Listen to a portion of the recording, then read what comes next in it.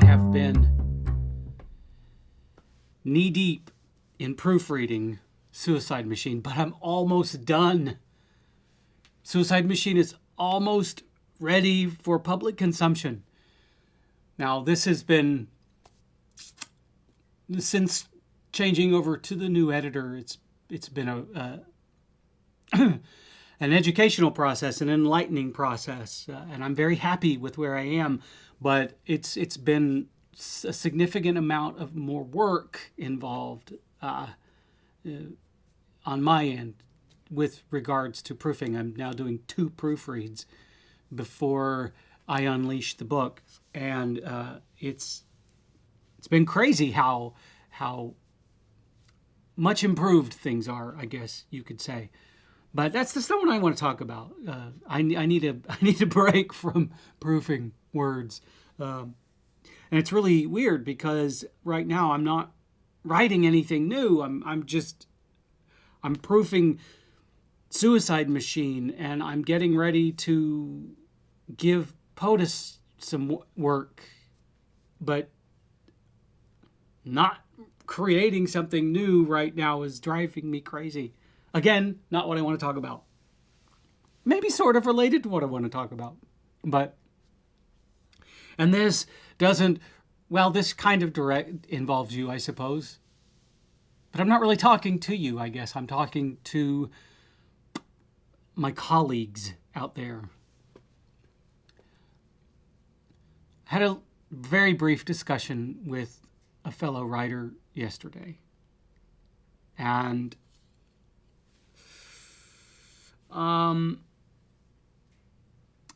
that writer's going through kind of a hard time right now. And I'm sorry, I keep pulling my glasses down and pushing them up, and I'm not quite sure where to start here. But that writer is having a hard time with things, and a lot of writers are having a hard time with things, and the hard time being centered around the idea that all of their hard work is not paying off. And I felt very bad for this writer, as I have felt bad for all writers that have gone through this. And yesterday, while I'm talking with this fellow writer, I had the realization, and I think I've known this all along, but yesterday it really hit home, that I think that having a 30-year or 20 to 30-year career, I don't know the exact numbers. I mean, I started my dive into the world of theater back in '87. So you do the math. And I performed in my first professional gig like in '94. So having all of that time as an actor helped me to very clearly understand the idea that it takes an exorbitant amount of work to gain even the slightest modicum of success in the world of arts. I struggled. I know that eventually I became very lucky, very, very fortunate, and I wound up finally being able to make a living as an actor. But it is relative. It is all relative. My making a living as an actor was me living barely above the poverty level, but still, because I was alone, I was still able to claim that I was making a living as an actor. And yeah, I was eating ramen a lot, but I was happy because I was doing something that so many couldn't do. And it took me years of struggle to make it to that point. Years of proving myself, proving my worth and my skills. And building up a network of people that trusted me enough to put their faith in me to cast me.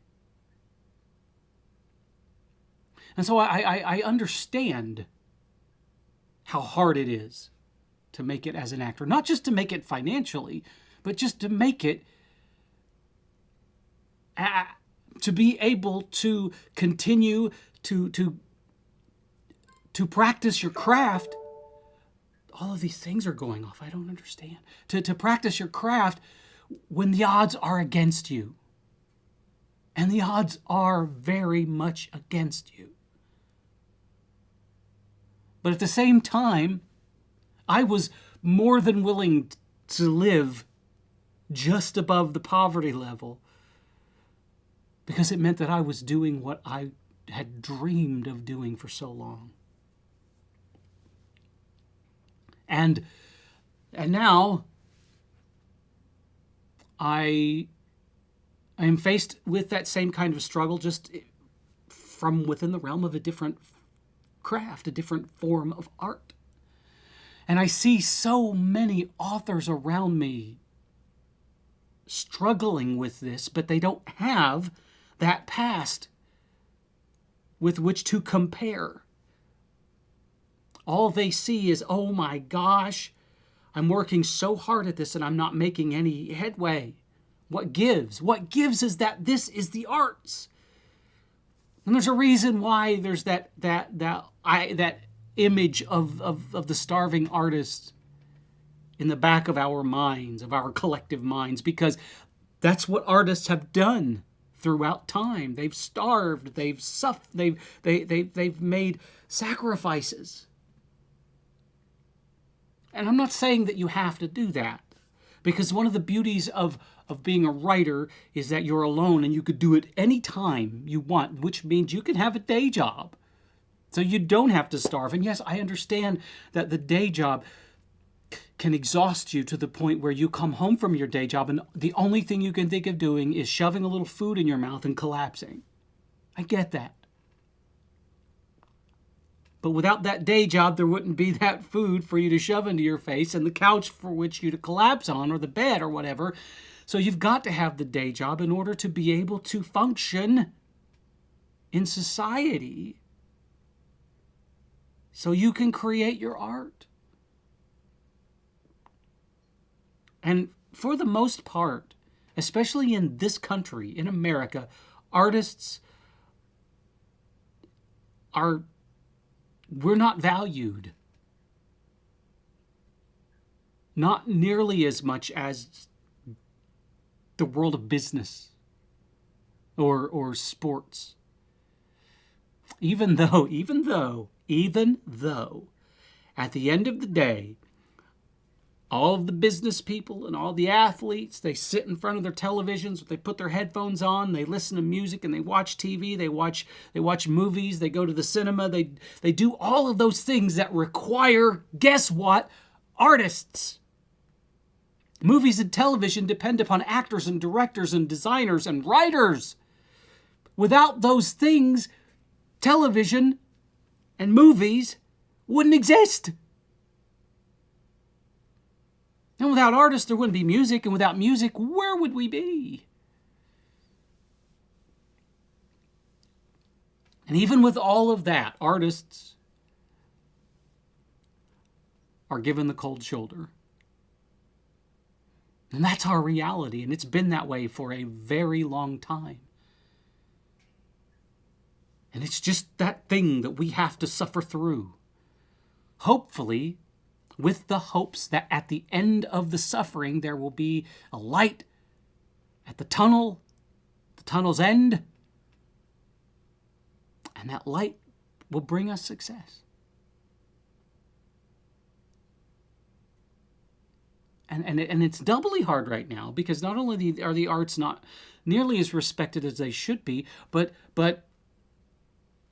reading is not chic. So people aren't reading the way they used to. And I understand it. It takes effort. It takes mental and emotional effort to read. And right now, in this social and political landscape, people just don't want to exert the effort. They can sit in front of a television and tune out and their brains go to mush. And I'm not saying it's a bad thing because I love television. I watch television. And at the end of the day, I have to sit in front of the television so my brain can go to mush and turn off all of the mental acrobatics that I've had to go through throughout the day so I could get the things done I need to do.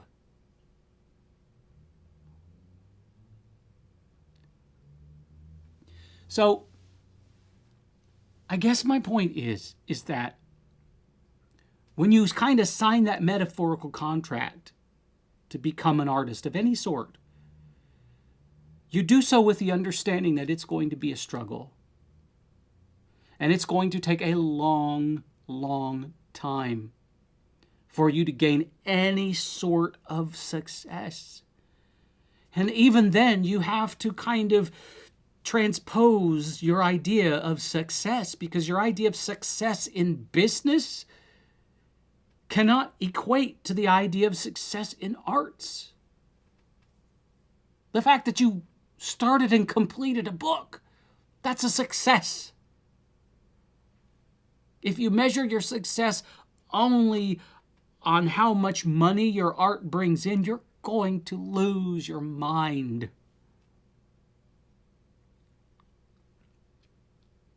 One of the biggest successes I have experienced to date as a writer is when someone came to me, reached out to me to say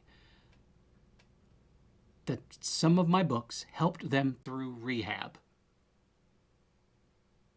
I helped somebody make their life better.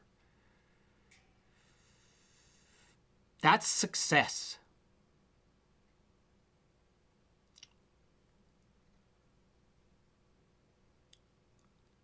We can't always measure our worth on dollar amounts. Not when we're artists. Because there are other more important ways to define ourselves. I think, as an artist, absolute failure is when you only measure your success in dollar signs. That's failure. Because then all you are concerned about is a commodity that you have to sell, and not the art.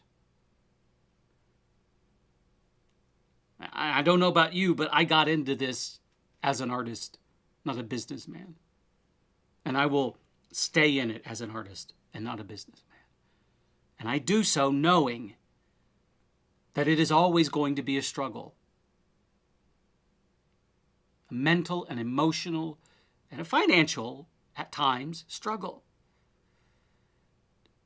Is that how I want it to be? No, I would love it to be Mary Poppins happy singing all along the way on a hillside with an umbrella and a lovely soundtrack behind me. La, la, la. But that's not reality. And that's okay. But what I want to say to people is that it's okay. And that there are other people out there struggling just like you. And if and when you need, you reach out to those people and you talk with them. And you let them help you. And then when you're able, you help them. Because we will succeed together or we will fail apart. Okay?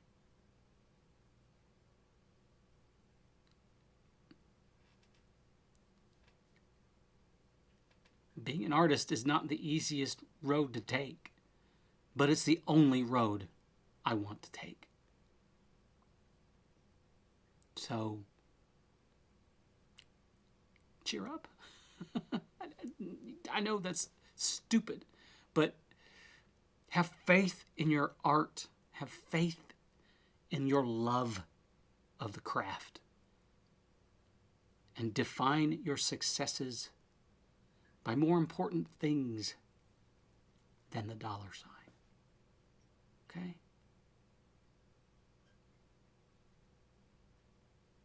You're all good people. And you, Muse, well, you know how I feel about you. If it weren't for you, I don't know where I would be right now. Because you, Muse, are awesome.